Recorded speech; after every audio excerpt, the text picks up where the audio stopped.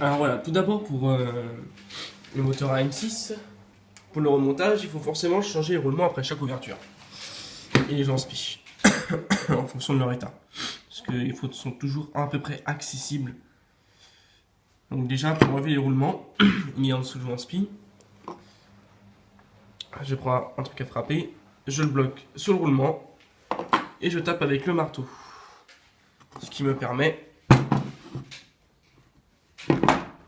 d'enlever le roulement. Voilà.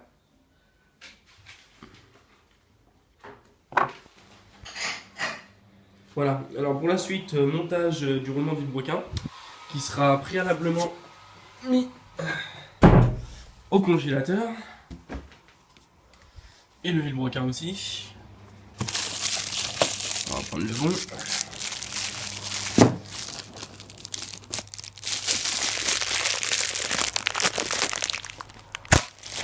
Alors, côté, c'est celui-là.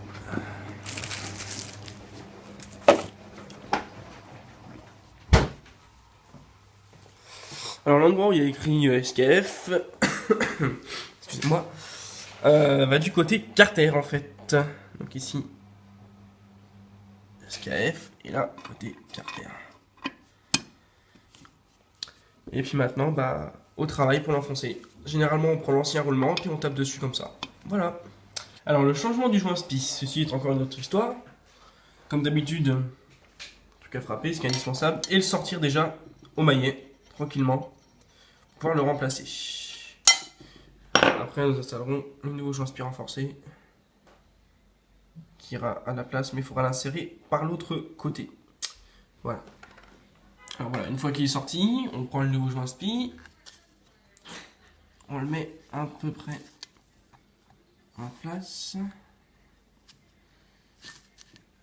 à droit, et comme avec le vilebrequin, les roulements de vilebrequin, on va garder l'ancien joint spi. Je crois que c'est top perf. On le met en place sur l'autre, et avec le maillet, on va venir tapoter tranquillement dessus pour pas qu'il aille trop loin non plus, parce que derrière il y a la surface, donc tranquillement dessus pour l'enfoncer. Normalement ça rentre tout seul. Voilà. Alors une fois que le nouveau joint spi est mis, on va faire la même procédure. Roulement de vélo.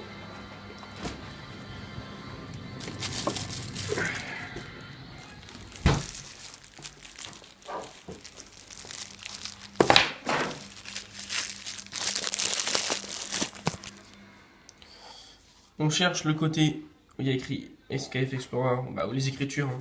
Il y a qui mettent du Japon, c'est pas terrible. On le met côté Carter, et puis on reprocède pareil avec l'ancien roulement pour renfoncer dans son logement. Alors on fait bien attention de ne pas taper sur les carters, hein, de ne pas déraper. On prend son temps, on n'est pas pressé. Et on tourne comme ça autour, chacun son côté.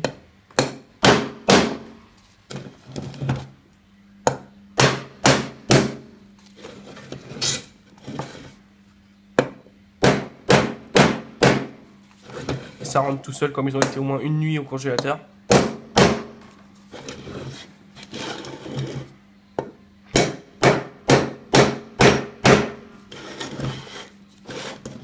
Sans trop galérer, hein.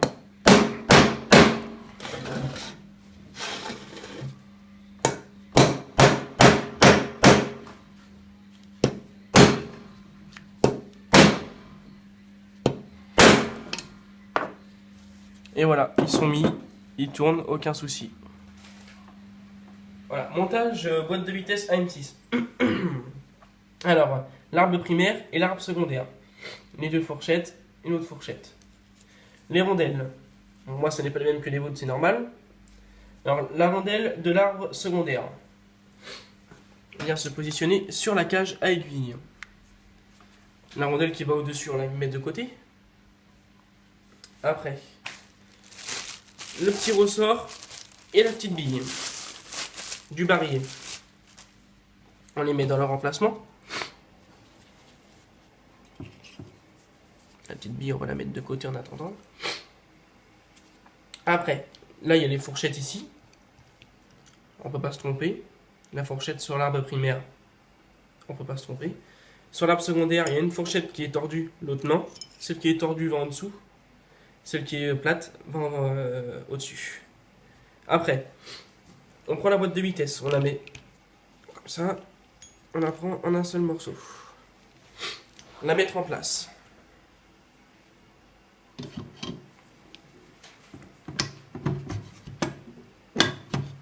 Voilà. Donc là, normalement, ça bloque. Vous voyez, c'est normal, faut pas s'inquiéter. Les fourchettes. On prend celle de l'arbre secondaire déjà.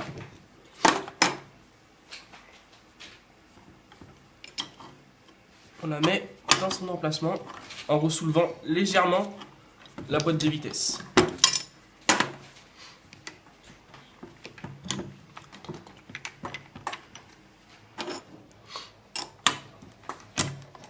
Voilà. Celle du dessus, on la met aussi dans son emplacement. Celle de l'arbre primaire, on la met aussi dans son emplacement. Alors là, j'ai oublié de faire un truc, c'est qu'il faut la mettre en même temps.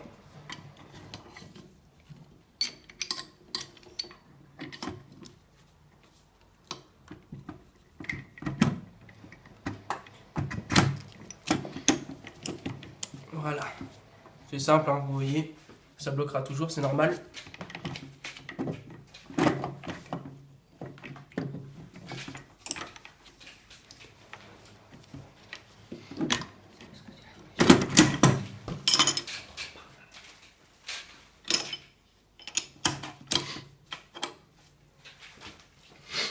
Après, on va mettre ça à sa place aussi, tant qu'on y est.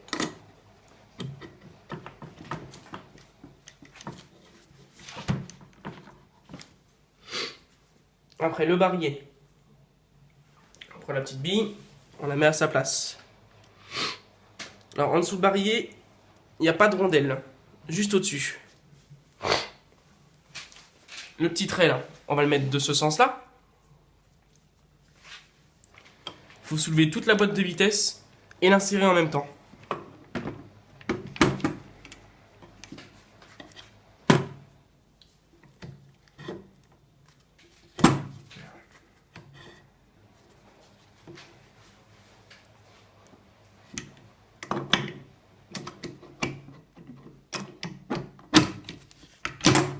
Voilà. Après, on resoulève légèrement pour insérer les fourchettes dans le barillet. Je vais relever celle-là, ça va être plus simple.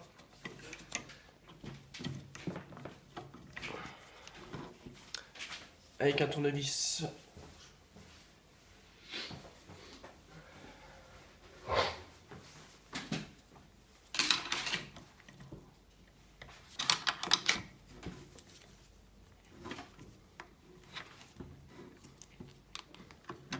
Voilà.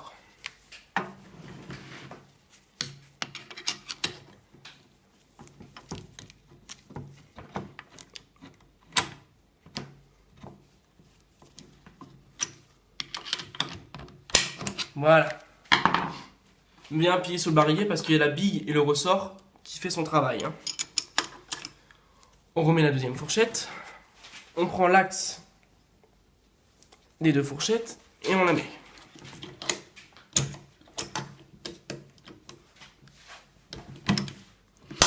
Voilà. Donc là, normalement, ça bloque.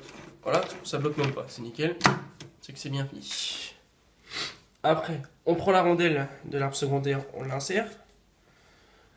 Le sélecteur de vitesse. Rondelle en dessous. Rondelle au-dessus.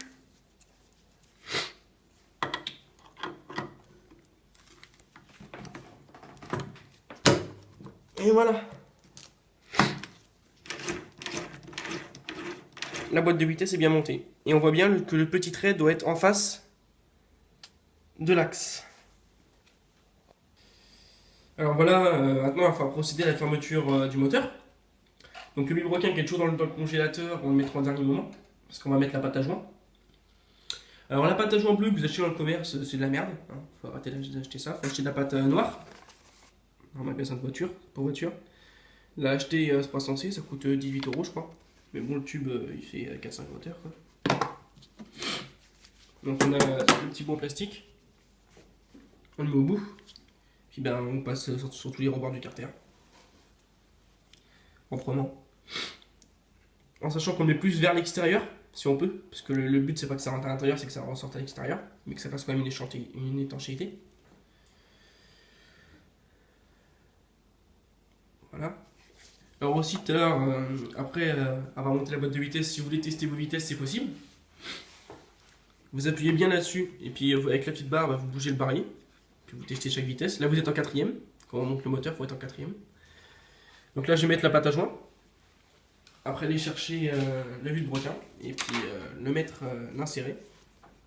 S'il ne rentre pas correctement, mettez le boulon côté allumage dessus sur le filetage pour pouvoir taper avec un maillet pour l'enfoncer correctement avant de refermer le moteur.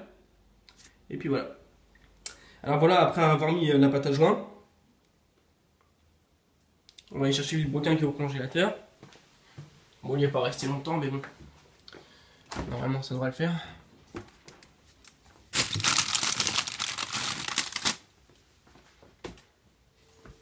Alors, on se trompe pas de sens en le montant. C'est la partie embrayage qui est de l'autre côté, donc on met le côté embrayage. La bielle, on va essayer de la mettre droite. Elle est congelée.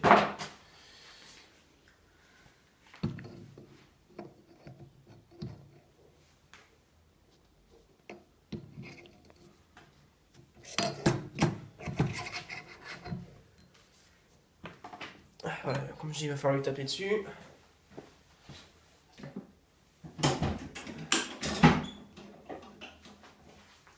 On prend la vis, là, le boulon, côté allumage.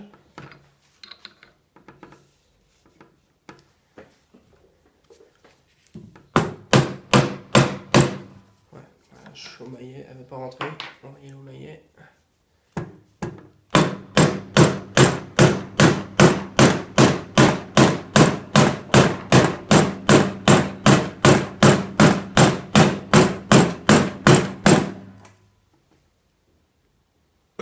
Après, il va se mettre correctement quand on va fermer le moteur. Hein. Donc on prend le carter. On va le mettre en place. On vérifie d'abord qu'il n'y a rien à bouger. Comme j'ai tapé, rondelle. C'est bon.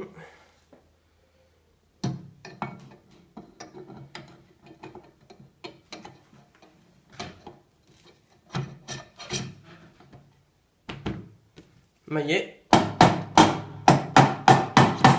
Voilà.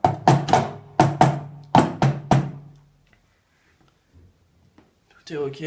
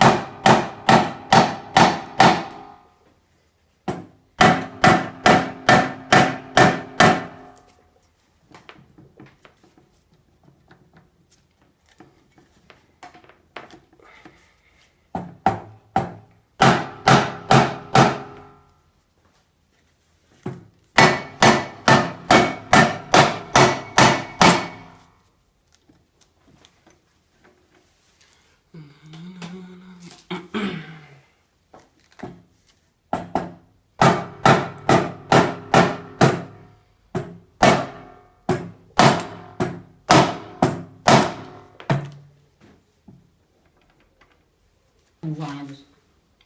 Alors voilà, alors tout à l'heure, les roulements du broquin bloquaient un peu. Donc j'étais un peu au maillet ici. Donc dès que mes vis ont une prise en fait, je les ai mises. Et puis je les visse un petit quart, une par une, en étoile. Ce qui fait fermer le moteur, malgré les roulements neufs qui forcent onéreusement sur le vilebrequin. Juste à serrer en étoile tout simplement. Donc là je vais me concentrer un peu ici.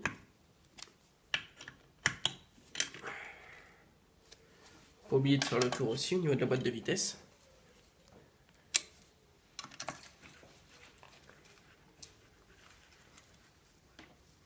Voilà.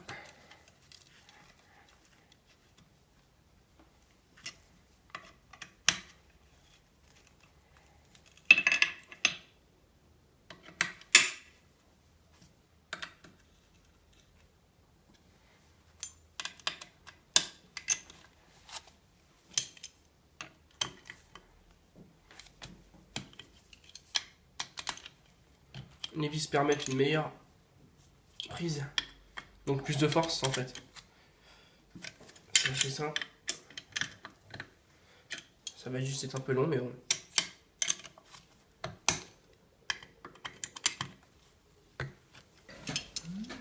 Alors maintenant que votre boîte de vitesse est remontée, votre vilebrequin ne bouge pas. C'est de la merde. Et non. Vous mettez le boulon ici, le maillet, et vous tapez fort. Pour le centrer en fait. Et puis après, il n'y a pas de souci, c'est bon, il bouge. Pour commencer à remonter la peinture brillage, on va commencer par le premier. Il y a un petit joint de torique. Déjà dessus. Puis après, ça.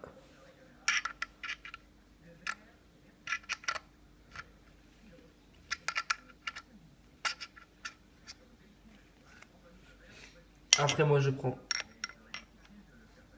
ma petite touche à frapper et je l'enfonce avec le marteau. Alors voilà, pour continuer à remonter la peinture en brillage, déjà on va mettre le premier pignon qui va sur le vilebrequin. Alors il faut mettre du sens où il y a un coup de pointeau qu'on voit ici en bas, sinon on ne pourra pas équilibrer le moteur. La petite clavette qu'on va déjà installer.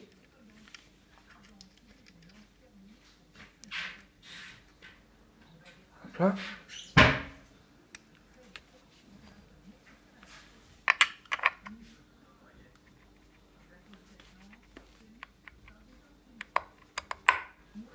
Désolé, avec une main c'est pas trop facile.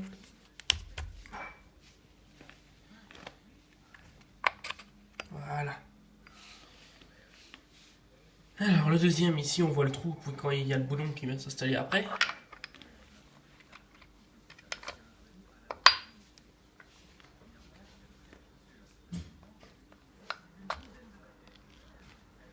Voilà. Après, côté balancier, idem, il faut mettre du côté où il y a les deux coups de pointeau. Et il faut l'aligner avec le coup de pointeau qu'il y a ici. Alors oui, on va mettre la petite clavette aussi qui est ici, à ne pas perdre.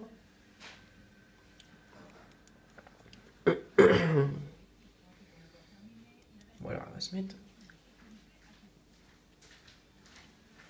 Voilà. Après, le coup de pointeau il est là, l'autre il est ici.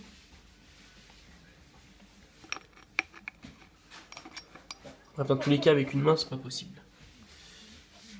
Avant que j'y arrive, je me féliciterai.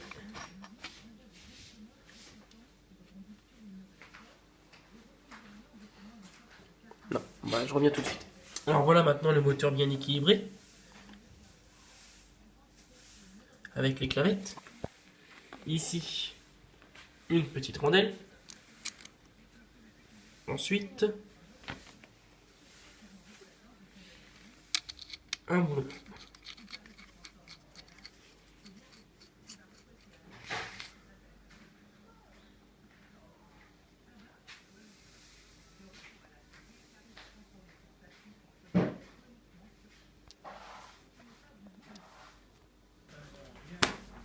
Voilà, alors ensuite, pour la cloche, il y a deux rondelles.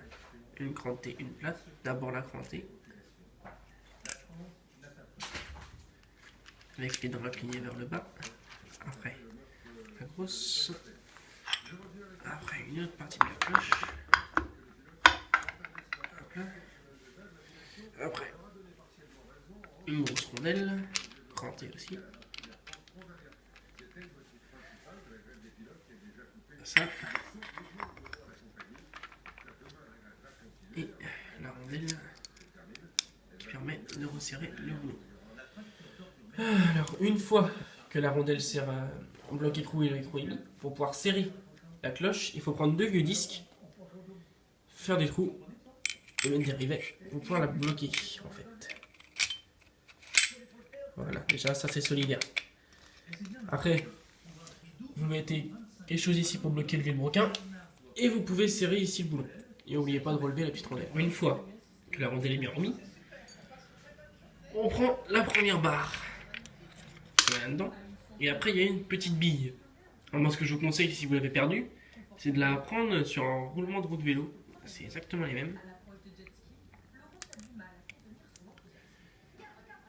celle-là. Voilà. Après on prend la cloche et on voit bien qu'ici il y a un petit signe. Et bien le petit signe on va la mettre en face de la flèche. Voilà. Les ressorts. Mettez les 4.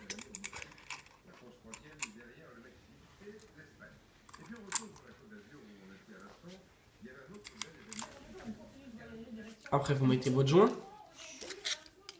Puis le carter. Nous allons attaquer l'allumage.